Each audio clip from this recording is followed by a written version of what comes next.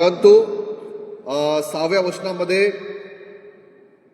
यशाया सांगतो की कारण आम्हासाठी बाळ जन्मला आहे, आम्हास पुत्र दिला आहे, त्याच्या खांद्यावर सत्ता राहील, त्याला अद्भुत मंत्री, समर्थ देव, सनातन पिता, शांतीचा अधिपती म्हणतील. त्याच्या सत्ता वृद्धीला व शांतीला अंत नसणार. ख्रिस्ताबद्दल यशायाने बऱ्याच वर्षाआधी माहिती दिली आणि भविष्यवाणी केली. आणि मग 2025 कमीत कमी अंदाजन 2025 वर्षाआधी आपल्याला माहीत आहे बेथलेहेम या ठिकाणी त्या रात्री प्रभू येशू ख्रिस्ताचा जन्म झाला आणि मरिये कुवारी मरियेच्या उदरी प्रभू येशू ख्रिस्त आला आणि एंजल्सनी पाहिलं, स्वर्गदूतांनी पाहिलं, मेंढपाळांनी पाहिलं आणि 3 बुद्धिमान राजा. 3 होते का याचा काही एक्झॅक्ट आकडा नाही आहे, परंतु 3 गिफ्ट जे आणले होते त्याच्यावर म्हणतात की कदाचित 3 राजा होते. तर ते बुद्धी किंवा ते मागी किंवा ते वाईजमॅन त्यांनी पण गिफ्ट्स आणले. तर या सर्व गोष्टी सर्व स्टोरी आपल्याला माहीत आहे. ख्रिसमसबद्दल सर्व स्टोरी आपल्याला माहीत आहे. परंतु ज्या विषयावर आज आपण थोडा वेळ मनन करूया तो हे की अशी काय गरज पडली ख्रिस्ताला यायची, है ना? असं का झालं, का त्याला यावं लागलं आणि का परमेश्वराला आपल्या पुत्राला या जगामध्ये पाठवण्याची गरज पडली, है ना? असं काय झालं होतं, ऐसी क्या बात थी कि जिसके वजह से परमेश्वर को अपने पुत्र को भेजना पड़ा, है ना? एवढी काय गरज होती.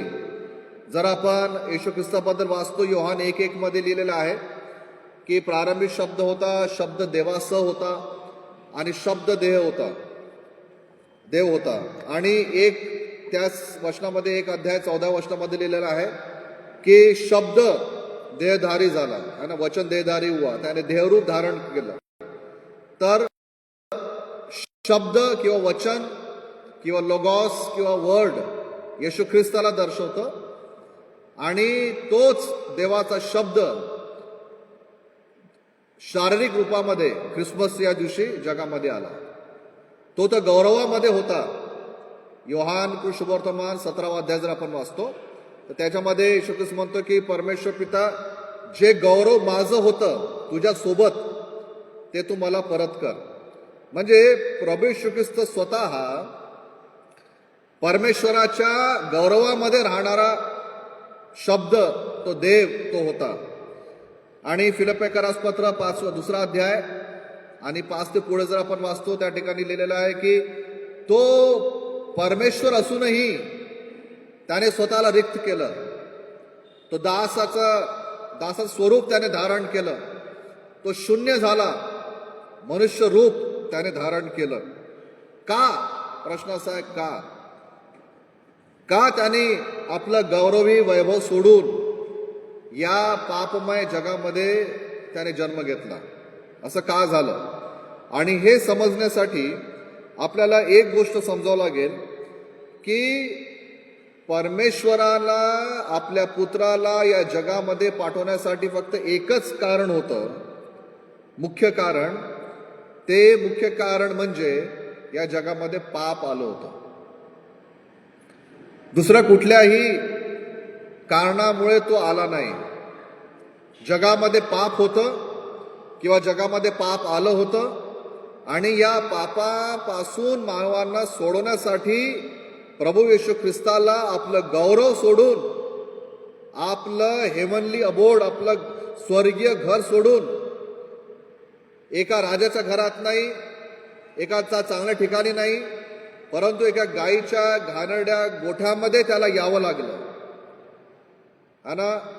आणि म्हणून आपण तोपर्यंत ख्रिस्ताला समजणार नाही, आपण तोपर्यंत ख्रिसमस समजू शकत नाही, आपण तोपर्यंत येशू ख्रिस्ताचं बलिदानही समजू शकत नाही, जोपर्यंत आपल्याला पापाची तीव्रता कळत नाही.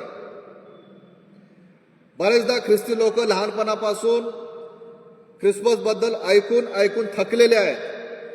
त्यांना सर्व माहीत आहे. त्यांना संडे स्कूल पासून त्यांनी ख्रिसमसमध्ये भाग घेतला, तरुण संघामध्ये भाग घेतला, मग अजून पुढे आले तर त्याच्यामध्ये त्यांनी भाग घेतला. त्यांनी ख्रिसमस प्रोग्राम अरेंज केले, वक्त्यांना बोलवलं, चर्च सजवलं, सर्व केलेलं आहे, सर्व माहीत आहे. तरीही आपण कधी कधी असं पाहतो की जन्मापासून ख्रिस्ती असणाऱ्या व्यक्तींनाही ख्रिस्त कळलेलं नाही आहे. त्यांना चर्चबद्दल काहीही सिरियसनेस नाही, प्रार्थनेबद्दल सिरियसनेस नाही, वचनाबद्दल सिरियसनेस नाही, आणि जसं पाहिजे तसं ते जगत आहे. का? त्याचं एक कारण हे आहे, अनेक कारण असू शकतात, पण एक कारण हे आहे की जोपर्यंत आपल्याला पापाची तीव्रता कळत नाही तोपर्यंत आपल्याला ख्रिस्ताच्या बलिदानाची सुद्धा तीव्रता कळू शकत नाही. जोपर्यंत आपल्याला ते कारण समजत नाही की कुठल्या कारणामुळे ख्रिस्त आला, तर त्याच्या येण्याचं आपल्याला काहीही महत्व आपल्याला समजणार नाहीये. आणि म्हणून आजचा जो विषय आहे, पापापासून सुरू करूया. ख्रिसमस पापामुळे आहे. पाप आलं म्हणून ख्रिसमस आहे. पाप आलं म्हणून गुड फ्रायडे आहे. पाप आलं म्हणून ईस्टर आहे. आणि जर आपल्याला पापाबद्दल माहीतच नाही तर मग ख्रिसमसचाही आपल्याला महत्व समजणार नाही. उदाहरणार्थ, जर एखाद्या व्यक्तीला सर्दी किंवा खोकला झाला आहे आणि एका डॉक्टर साहेबांनी त्यांना औषध देऊन बरं केलं, गोळ्या देऊन, तर त्याला त्याचं काही जास्त महत्व वाटणार नाही. तो म्हणेल थँक्यू, मला सर्दी झाली होती. परंतु जर एखाद्या व्यक्तीला असा रोग झाला जो इनक्युरेबल आहे, जो बरा होऊच शकत नाही, डेड सिच्युएशन आहे, सगळं संपलेलं आहे, परंतु अशा असाध्य इनक्युरेबल रोगाला जर एक व्यक्ती बरं करतो तर त्याचं जे महत्व आहे त्या डॉक्टरचं फार वाढून जातं. तो म्हणतो की फार मोठा डॉक्टर आहे. जो रोग कोणीच बरं करू शकत नव्हता, तो रोग, ते आजारपण त्या डॉक्टरनी बरं केलाय. सर्दी खोकला कोणी पण देऊन देईल गोळ्या, परंतु असाध्य रोग, जो रोग कोणीच बरं करू शकत नाही, जर असा रोग जर एका डॉक्टरने बरं केलं तर त्या डॉक्टरचं महत्व खूप वाढतं. का? कारण ते रोगच इतका भयानक होता, तो त्रासच इतका भयानक होता. त्याचप्रमाणे जर आपल्याला ख्रिस्ताचं महत्व समजायचं आहे तर आपल्याला हे पण समजून घ्यावं लागेल की पाप किती भयानक आहे आणि पापाचे परिणाम किती भयानक आहे. आणि त्या भयानक परिस्थितीपासून, त्या भयानक रिझल्ट्स पासून ख्रिस्ताने आपल्याला कसं वाचवलं, जेव्हा हे समजेल तेव्हाच आपल्याला ख्रिसमसमध्ये मजा येईल. नाहीतर आपल्याला वाटेल की दरवर्षी अनेक धर्मांमध्ये त्यांचे सण होतात. ख्रिस्ती धर्माचा पण एक सण आहे ज्याला ख्रिसमस म्हणतात. ते लोक लाईट लावतात, आम्ही पण लाईट लावू. ते लोक जेवण करतात, आम्ही पण जेवण करू. आणि काहीही आपल्या आत्म्यामध्ये परिणाम झाला नाही. आणि म्हणून प्रियांनो, या दिवसांमध्ये आपण ख्रिसमसवर जर विचार करत आहे तर आपण पापाबद्दल पण विचार करावा की कशामुळे ख्रिस्त आला, का ख्रिस्त आला, त्याला येण्याची गरजच का होती, परमेश्वराला त्याला पाठवण्याची गरजच का होती, का त्याने ते पाठवलं होतं. आणि याची सुरुवात आपल्याला माहित आहे.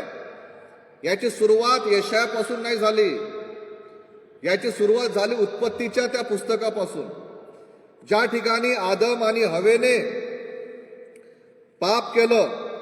आणि उत्पत्ती 3:15 मध्ये आपल्याला ख्रिस्ताच्या येण्याचं कारण, आणि उत्पत्ती 3:15 मध्ये परमेश्वराने जे मानवाच्या तारणासाठी जे मार्ग उघडला ते आपल्याला उत्पत्तीमध्येच सापडतं. उत्पत्ती 3 अध्याय आणि 15 वचनामध्ये असं लिहिलेलं आहे की, आणि परमेश्वर म्हणतो, आणि तू व स्त्री, तुझी संतती व तिची संतती यामध्ये मी परस्पर वैर स्थापीन. ती तुझे डोके फोडील व तू तिची टाच फोडशील. चॅप्टर 3 ऑफ जेनेसिस, उत्पत्तीचं पुस्तकाचा 3रा अध्याय, पापाची सुरुवात मानव जातीमध्ये सुरुवातीच्या वचनांमध्ये, आणि 15व्या वचनामध्ये ख्रिसमस आहे, 15व्या वचनामध्ये गुड फ्रायडे आहे, 15व्या वचनामध्ये ईस्टर आहे. जेव्हा मानव जातीने पाप केलं तेव्हाच परमेश्वराने म्हटलं की मी तुमच्यासाठी तारणारा पाठवीन, मी शैतान आणि ख्रिस्तमध्ये वैर स्थापिन आणि तो ख्रिस्ताचे टाच फोडेल आणि ख्रिस्त त्याचे डोकं फोडणार आहे. 3:15 का आलं? कारण 3रा अध्यायाच्या सुरुवातीच्या भागाला पाप आलेला आहे. आणि म्हणून प्रियांनो, जर आपल्याला ख्रिसमस समजायचा आहे तर आपल्याला पापही समजावं लागेल. आणि म्हणून ख्रिस्त का आला? उत्पत्तीचे पुस्तक याचा 3रा अध्याय याच्या काही वचनांमध्ये आपल्याला दिसून पडतं की पापामुळे कोणते कोणते परिणाम आलेले आहेत. पहिला परिणाम जो आहे, उत्पत्ती 3रा अध्याय आणि 8 वचनामध्ये आपण वाचतो. पहिला परिणाम पापाचा. यानंतर शिळोप्याचा वारा सुटला असता परमेश्वर देव बागेत फिरत होता. त्याचा आवाज ऐकू आला तेव्हा परमेश्वर देवाच्या दृष्टीपुढून आदम व त्याची स्त्री बागेतील झाडात लपली. ख्रिसमस का आला? ख्रिसमस का आहे? कारण त्या पापामुळे परमेश्वरापासून आदम आणि हवा लपले. ख्रिसमस का आहे? कारण पापामुळे देवापासून हे लोक पळू लागले, पापामुळे हे लोक झाडाच्या मागे लपू लागले. त्यापूर्वी, पाप येण्यापूर्वी आदम आणि हवा परमेश्वराला आनंदाने भेटायचे. कारण वचन हे सांगतं की परमेश्वर त्यांना भेटायला यायचा, त्यांच्यासोबत तो वेळ घालवायचा. परंतु पाप आल्यामुळे पहिला परिणाम काय झाला? पाप आल्यामुळे मनुष्य परमेश्वरापासून दूर झाला. ज्या परमेश्वराला आनंदाने ते कालपर्यंत भेटायचे, त्याच परमेश्वरापासून ते आज ते पळत आहे.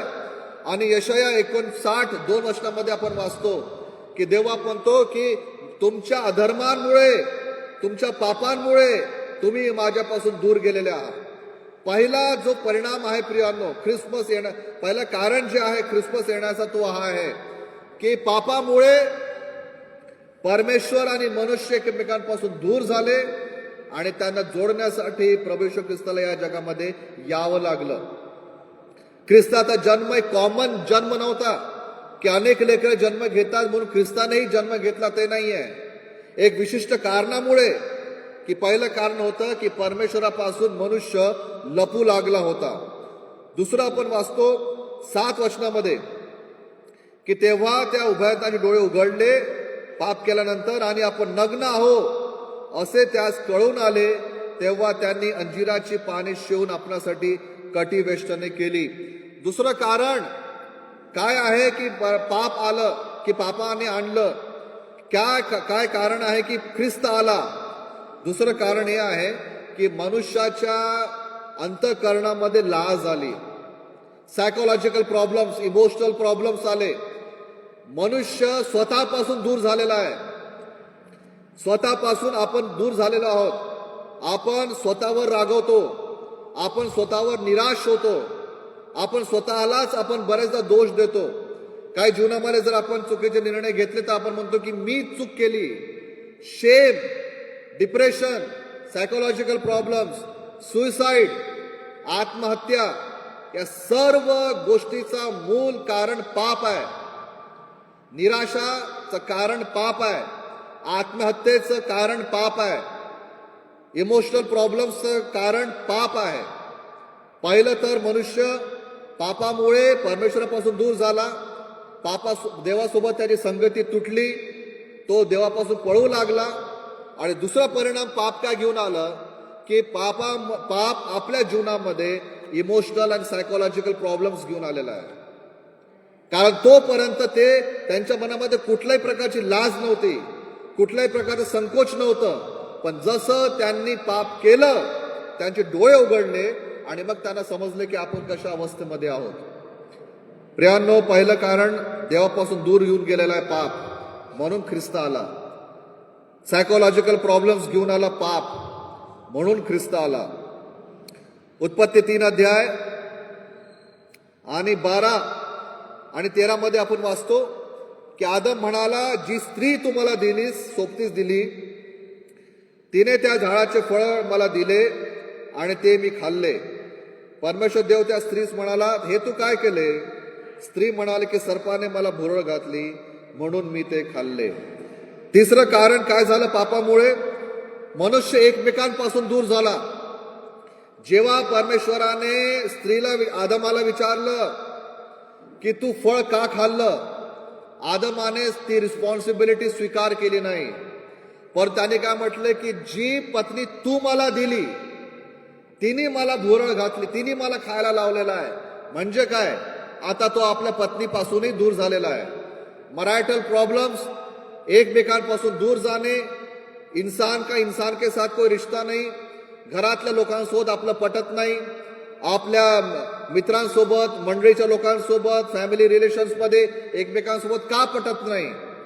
कारण त्याचं कारण पाप आहे.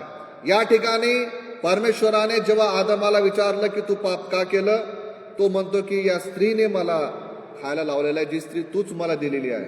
त्या ठिकाणी आदम स्त्रीलाही दोष लावत आहे आणि परमेश्वरालाही दोष लावत आहे.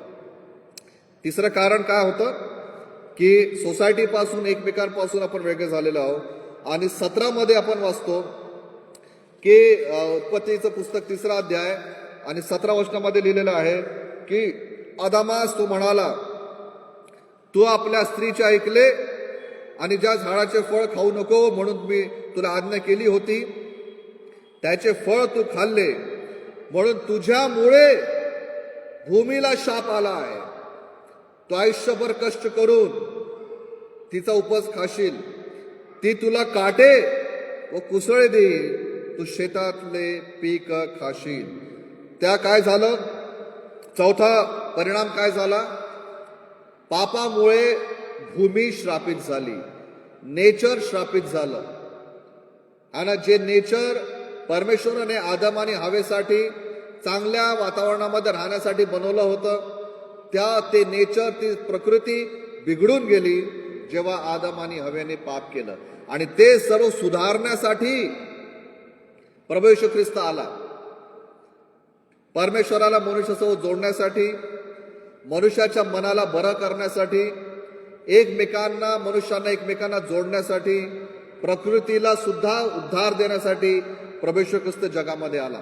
आपण जेव्हा ख्रिसमस सेलिब्रेट करू तेव्हा आपण त्या सेलिब्रेशनच्या मागे ते पाहूया की मला परमेश्वरासोबत ख्रिस्त जोडत आहे. आणि प्रियांनो, पाप इतकं भयानक आहे, पाप करणे इतकं भयानक आहे की येशू ख्रिस्ताने त्याची तीव्रता आपल्याला सांगण्यासाठी बघा काय म्हटलेलं आहे. मत्तेय शुभवर्तमान याचा 5वा अध्याय आणि 29 आणि 30 वचनामध्ये. मत्तेय शुभवर्तमान 5 अध्याय आणि 29 आणि 30 वचनामध्ये तो हे म्हणतो की तुझा उजवा डोळा तुला पापास प्रवृत्त करत असेल तर तू उपटून टाकून दे, कारण तुझे संपूर्ण शरीर नरकात टाकले जावे, यापेक्षा तुझ्या एका अवयवाचा नाश व्हावा हे तुझ्या हिताचे आहे.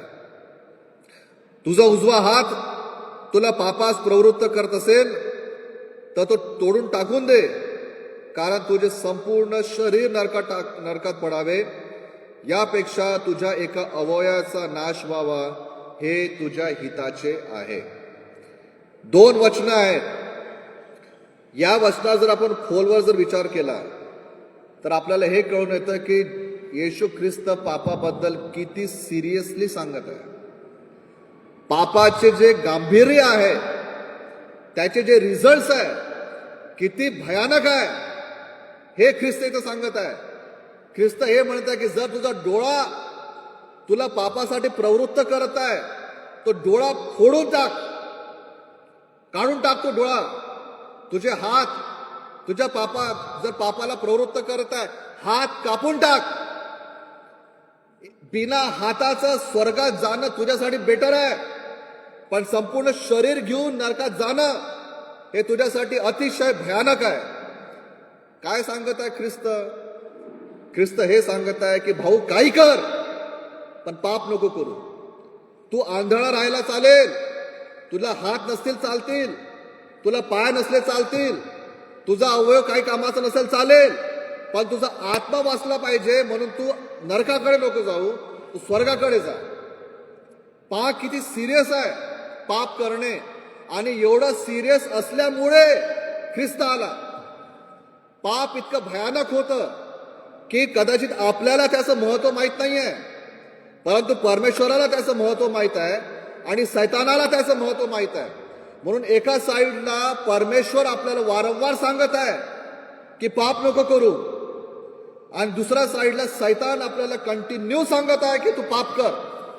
कारण दोघांना माहित आहे की जर ह्या व्यक्तीने जर पाप केलं तर हा नरकात जाईल. परमेश्वर आपल्याला वाचवण्यासाठी शक्य तोवर प्रयत्न करत आहे.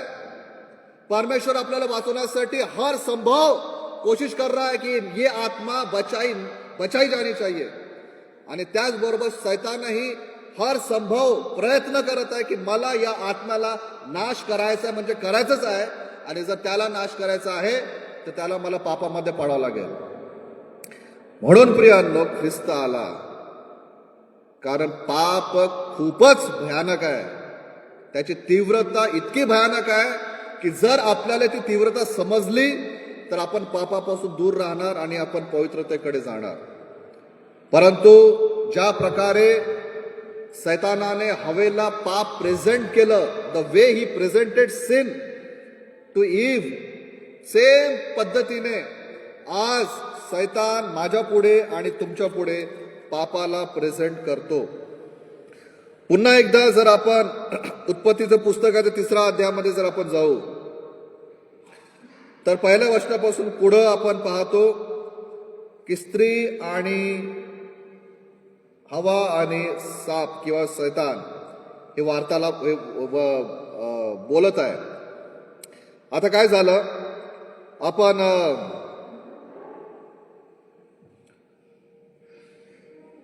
4 वचनापासून वाचूया. सर्प स्त्रीला म्हणाला, तुम्ही खरोखर मरणार नाही, कारण देवाला हे ठाऊक आहे की तुम्ही त्याचे फळ खाल तर त्याच दिवशी तुमचे डोळे उघडतील आणि तुम्ही देवासारखे बरे वाईट जाणणारे व्हाल. या ठिकाणी 5 वचनापर्यंत आपण वाचतो की हवा आणि साप जो आहे हे दोघ जण बोलत आहे. सुरुवातीला हवा काय म्हणते? सुरुवातीला हवा हे म्हणते 2ऱ्या वचनामध्ये की बागेतल्या झाडांची फळे खाण्याची आम्हास मोकळीक आहे, पण बागेच्या मध्यभागी असलेल्या झाडाच्या फळाविषयी देवाने सांगितले आहे की ते खाऊ नका, त्याला स्पर्शही करू नका, कराल तर मराल. सुरुवातीला हवा नाही म्हणत आहे. सुरुवातीला हवा म्हणत आहे की नाही, परमेश्वराने आम्हाला आज्ञा दिलेली आहे आणि त्या आज्ञेमुळे आम्ही त्या फळाला हाती लावणार नाही, कारण जर आम्ही ते फळ खाल्लं तर आम्ही मरून जाऊ. पण सैतान तिच्यासोबत बोलत आहे आणि हवाही सैतानासोबत बोलत आहे. है ना, दोघ जण एकमेकांसोबत वेळ घालवत आहे. है ना. मग 6व्या वचनामध्ये त्या झाडाचे फळ खाण्यास चांगले, दिसण्यात मनोहर, शहाणे करण्यास इष्ट आहे असे त्या स्त्रीला दिसून आले. तेव्हा तिने त्याचे फळ काढून खाल्ले व आपल्या बरोबर आपल्या पतीसही दिले व त्याने ते खाल्ले. कसे पडले हे दोघ जण? सुरुवातीला ती नाही म्हणत होती, नाही आम्ही नाही खाणार, परमेश्वराने आम्हाला आज्ञा दिली आहे की आम्ही ते खायचं नाही, आम्ही नाही खाणार. पण जसं जसं हवा सैतानासोबत वेळ घालू लागली तसं तसं तिला समजलं की फळ चांगलं आहे, बुद्धिमान करणार आहे, दिसण्यामध्ये सुंदर आहे, चांगलं आहे. प्रियांनो, सेम प्रिन्सिपल आजही आहे. जितकी जास्त वेळ आपण सैतानासोबत घालवू, जी गोष्ट आपल्याला कालपर्यंत वाईट किंवा चूक वाटत होती तीच गोष्ट आज आपल्याला बरोबर वाटणार आहे. ज्या गोष्टीपासून आपण काल पळत होतो तीच गोष्ट आज आपल्याला योग्य वाटणार आहे. का? कारण सैतानाला माहीत आहे की मी जर ह्याला पाप एका सुंदर सोनेरी प्लेटवर सुंदर रूपाने जर प्रेझेंट करील तर हा व्यक्ती त्या गोष्टीला स्वीकार करणार आहे. आणि म्हणून जर आपण जगामध्ये पाहतो तर जग खूप ग्लॅमरस आहे. ज्या प्रकारे आपल्या समोर ते प्रेझेंट केलं जातं आपल्याला असं वाटतं हे किती सुंदर आहे. एक विचित्र उदाहरण कदाचित मी देऊ इच्छितो कारण ते मला खटकलं होतं म्हणून मी तुम्हाला एक उदाहरण देतो. काही दिवसांपूर्वी धर्मेंद्र ॲक्टर जो आहे त्याची डेथ झाली. ठीक आहे, आपल्याला माहीत आहे हिरो. आणि मग बऱ्याचशा गोष्टी त्याच्यामध्ये झाल्या आणि मग काही व्हिडिओज वगैरे येऊ लागले. तर त्याच्यामध्ये हे सांगत होते की तरुणपणी धर्मेंद्र फार सुंदर, म्हणजे ग्रीक गॉड आहे ना, म्हणजे तो जेव्हा यायचा तर one of the most handsome man. एका काळी मला असं वाटतं जगातला 7व्या क्रमांकाचा धर्मेंद्र जो होता तो फार सुंदर व्यक्ती होता है ना. आणि मग जेव्हा तो बॉलिवूडमध्ये आला तेव्हा त्याचं लग्न झालेलं होतं. आणि मग जेव्हा तो सक्सेसफुल झाला मग त्याने हेमा मालिनीसोबत लग्न केलं. ठीक आहे, मग त्यांना लेकर झाले मग वगैरे वगैरे. ठीक आहे. आणि मग सगळे म्हणून की बहुत अच्छे इंसान थे, ये हो गया वो हो गया ये हो गया वो हो गया. आणि मग सगळे हे काही लोकांनी जुने इंटरव्ह्यूज वगैरे दाखवले. तर त्याच्यामध्ये एका व्हिडिओमध्ये मी हे पाहिलं की हेमा मालिनी आणि जयाप्रदा या दोघींचं इंटरव्ह्यू सुरू आहे. त्याच्यामध्ये ते म्हणतात की ही वॉज सो हँडसम, तो इतका सुंदर होता वगैरे वगैरे वगैरे वगैरे. आणि मग हेमा मालिनीसोबत लग्न झालं सगळं. माझ्या मनामध्ये विचार आला, हेमा मालिनीसोबत इंटरव्ह्यू जेव्हा तुम्ही घेतली तुम्ही एक इंटरव्ह्यू त्याच्या पहिल्या बायकोची घ्या, का नाही घेत? जेव्हा त्याने दुसरं लग्न केलं तेव्हा त्याच्या पहिल्या बायकोला काय वाटलं असेल? हेमा मालिनी म्हणत है कि बहुत सुंदर था, जया बहादुरी म्हणत है कि बहुत सुंदर था, बहुत अच्छा था, सब अच्छा था. लेकिन जब उस आदमी ने पहली बीवी जिंदा होने के जिंदा रहते समय जब उसने दूसरी शादी किया तो उसकी पहली बीवी को कैसा लगा होगा, ये भी जरा इंटरव्ह्यू लेना चाहिए असं माझ्या मनामध्ये विचार आला. सांगण्याचा उद्देश काय की लोक व्यभिचाराला किती सुंदररित्या प्रेझेंट करतात. Actually he was living in adultery, है ना, बायबल प्रमाणे नाही का. तो व्यभिचारामध्ये जगत होता, दिसणारा खूप सुंदर माणूस. आणि त्याची बायकोही दुसरी फार सुंदर, पहिली बायको तेवढी सुंदर नाही आपण जर फोटो पाहिले तर. पण तो तर पापामध्ये जगत होता ना. ही कोणती चांगली गोष्ट होती त्याच्या जीवनामध्ये? तो तर आता गेला, आपण असं कॉमेंट नाही केलं पाहिजे. पण शिकण्याची गोष्ट ही आहे की सैतान पापाला इतकं सुंदर प्रेझेंट करतो की सगळ्यांना असं वाटतं की ही किती चांगली गोष्ट आहे. पण त्याच्या मागे लपलेला जो घाणेरडापणा आहे, त्याच्या मागे लपलेला जो अंधार आहे, हे सैतान कधीच नाही दाखवत. कारण त्याला माहीत आहे की जर हा व्यक्ती पापामध्ये जगला तर जग तर त्याला चांगलं म्हणेल पण हा नरकातच जाणार आहे. आणि म्हणून पाप इतकं भयानक आहे प्रियांनो की सैतानाला सुद्धा माहित आहे की मला जर या व्यक्तीला नरकात घालायचं आहे ना तर याच्या समोर पापाला सुंदररित्या प्रेझेंट करा. आणि म्हणून तरुण असो किंवा वयोवृद्ध असो, लहान लेकरं असो किंवा मोठे असो, आपण सर्वांना या पापापासून आपल्याला दूर राहायचं आहे. कारण पाप इतका भयानक आहे की आपल्या आत्म्याला डायरेक्ट तो नरकात घेऊन जातो. आणि आपल्याला जाऊ नये, आपण तिथे जाऊ नये म्हणून येशू ख्रिस्त प्रियांनो या जगामध्ये ख्रिसमसला तो आलेला आहे. आपण जेव्हा यावर्षी ख्रिसमस साजरा करत आहोत तर थोडं पापाची जी गंभीरता आहे ते पण आपण समजून घेण्याचा प्रयत्न करूया. कारण पापामुळेच, पाप दूर करण्यासाठीच प्रभू येशू ख्रिस्त या जगामध्ये आला. 1 कोरिंथ याचा 6वा अध्याय आणि 9 आणि 10 वचन. 1 कोरिंथ 6वा अध्याय आणि 9 आणि 10 वचन. याच्यामध्ये काय लिहिलेलं आहे? अनीतिमान माणसांना देवाच्या राज्याचे वतन मिळणार नाही हे तुम्हाला ठाऊक नाही काय? पुन्हा एकदा वाचीन मी. 1 कोरिन्थ 6 अध्याय 9 आणि 10. अनीतिमान माणसांना देवाच्या राज्याचे वतन मिळणार नाही हे तुम्हाला ठाऊक नाही काय? फसू नका. जारकर्मी, मूर्तीपूजक, व्यभिचारी, स्त्रीसारखा संभोग देणारे, पुरुष संभोग घेणारे, चोर, लोभी, मद्यपी, चहाड व वित्त हरण करणारे यांना देवाच्या राज्याचे वतन मिळणार नाही. हे सर्व जी लिस्ट आहे ही पापाची लिस्ट आहे. आपण स्वतःला फसवत आहोत जर यामध्ये लिहिलेल्या गोष्टी करत आहोत आणि हे म्हणत आहोत की मी ख्रिसमस साजरा केला, मी स्वर्गात चाललो.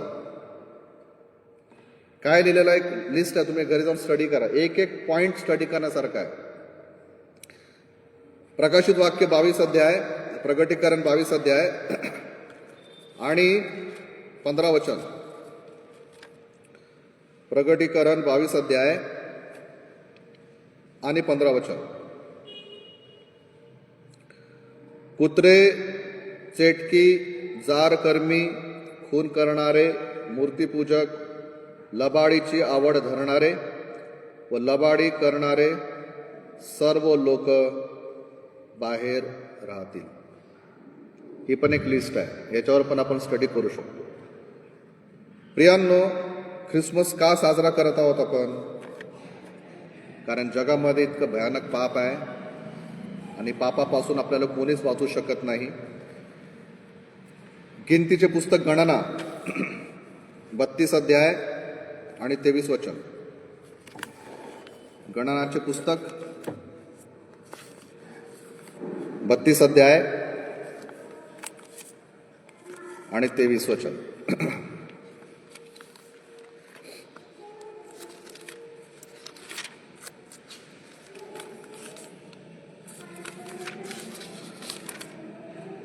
गणना 32:23 मध्ये असं लिहिलेलं आहे,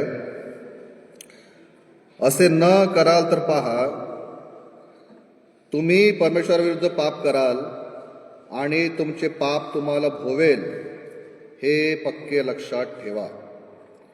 तुम्ही परमेश्वराविरुद्ध पाप कराल आणि तुमचे पाप तुम्हाला भोवेल, हे लक्षात ठेवा. काही ट्रान्सलेशनमध्ये असं लिहिलेलं आहे की your sin shall find you out. आपण कितीही त्याला कव्हर करून ठेवलं पापाला, पण पाप आपल्याला बरोबर शोधत येतं. आपल्याला असं वाटेल की कोणी पाहिलं नाही, कोणाला माहीत नाही, त्या ठिकाणी कोणीच नव्हतं जे मी पाप केलं. परंतु वचन हे सांगतं की तुम्हारा पाप जो है वो तुमको ढूंढ के निकालता है. आणि पाप आपल्याला भोवेल असं लिहिलेलं आहे. आणि your sin shall find you out इंग्लिशमध्ये म्हटलेलं आहे. म्हणून प्रियांनो, हा निराश करण्याचा संदेश नाही आहे. तुम्ही असं नका म्हणू की काय पळायचं, ख्रिसमसच्या दिवसांमध्ये आशीर्वादाचे संदेश दिले पाहिजे आणि तुम्ही काय पापाबद्दल सांगत आहे. मी पापाबद्दल यासाठी सांगत आहे की पापामुळेच ख्रिस्त आला. तर पाप नसतं आलं ना तर ख्रिस्त नसता आला. पाप नसतं आलं तर ख्रिसमस साजराच नसता केला आपण कधी. आणि म्हणून यावर्षी जेव्हा आपण दरवर्षीप्रमाणे ख्रिसमस साजरा करणार आहोत, ख्रिस्त आला याचा आनंद आपण बाळगू.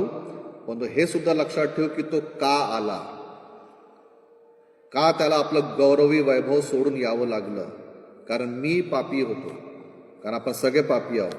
आणि पाप आपल्याला परमेश्वरापासून, स्वतःपासून, एकमेकांपासून, प्रकृतीपासून, स्वर्गापासून दूर ठेवतो. आणि जर हे पाप आजही आपल्या जीवनामध्ये आहे तर नरकाचे द्वार अजूनही आपल्यासाठी उघडेच आहेत. आपण प्रार्थना करूया आणि ख्रिसमसचं महत्त्व आपण समजूया. प्रियांनो, ख्रिसमस आनंदाची वेळ आहे. बऱ्याच वर्षापूर्वी साधू सुंदर सिंगचं एक पुस्तक वाचत होतो. त्याच्यामध्ये साधू सुंदर सिंगनी एक आपला अनुभव लिहिला की त्यांना प्रभू येशू ख्रिस्तांनी बरेचदा दर्शन दिलं होतं, स्वतः भेट दिली होती. तर एकदा साधू सुंदर सिंगला प्रभूने विचारलं की